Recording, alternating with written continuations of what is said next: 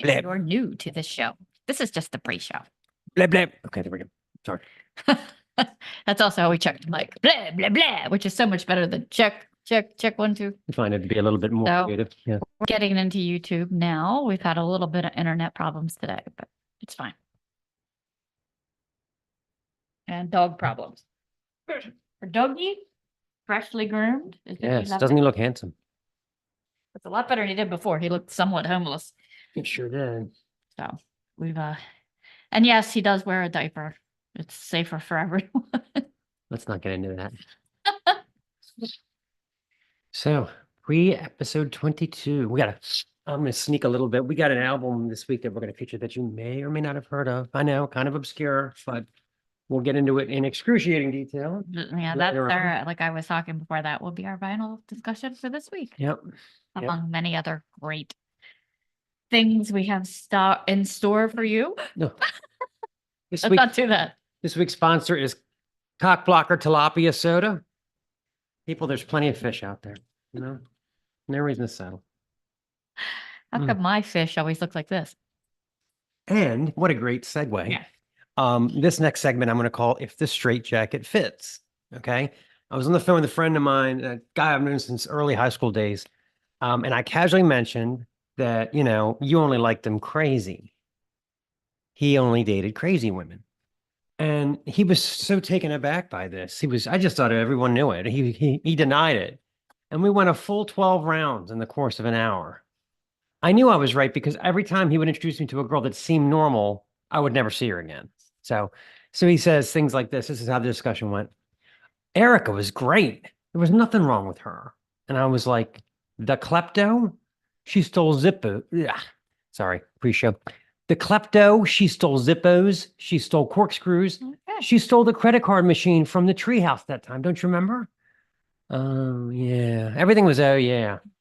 What about Bridget from Delaware? She was pretty normal. Isn't she the one that flipped out at the oil game and dumped a beer on a guy's head? Well, he was a Yankee fan. And then he's like, you got along great with Shalene. And I said, until she returned my Ramones Leave Home record with the words "fuck you" scratched into it. Nice. Who does that? I never got a replacement either. That's their future vinyl escapade. Yeah. How about you? You got some real winners. Oh God, I had a guy who had sudden poop skident problems.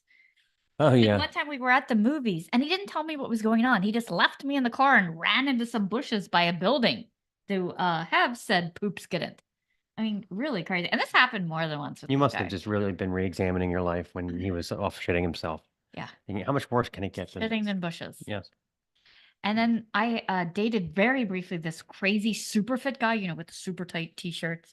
And he would always feel the need to text me the details of every weight set and, you know, reps. And I was like, great. We all need this information. Like Arnold Schwarzenegger writing on the wall. Yeah. No, then there was a guy who insisted on a big celebration, taking, you know, me, his brother, and his brother's new fiance out to dinner. And we all had a fabulous time until his card was declined. Did you end up paying for it? We all had to split it. Anyhow. Yeah. That's a little bit of that's a downer. He took us to like a really nice place. I mean, wouldn't you like figure out your credit limit for God's fucking sake? You would think so. I was like, bye, Felicia. And then there was this guy who asked to meet me at Panera. And I had already gotten a coffee because I had gotten there early and I felt dumb sitting there by myself. But he never got anything or went to the counter or suggested we get food. We just maybe he thought he was in the library. Sat there and we talked until I was like, I gotta go.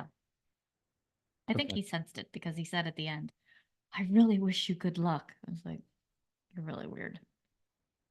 And then finally. Then, you know, there was the date who got sloppy drunk on the first date.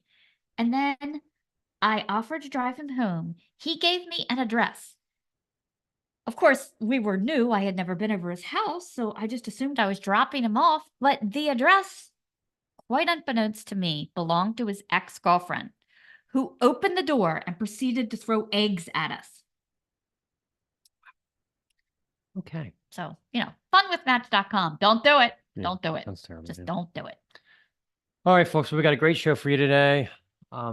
Lots of yucks and great music. So stay tuned. A lot. And we will see you tonight on the show.